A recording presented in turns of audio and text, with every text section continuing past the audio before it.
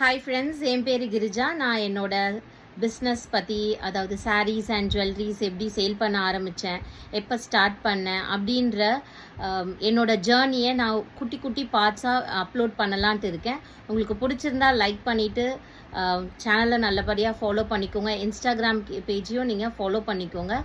So starting பார்த்தீங்கன்னா எப்போனா நான் 2018 ஸ்டார்ட் பண்ணேன்.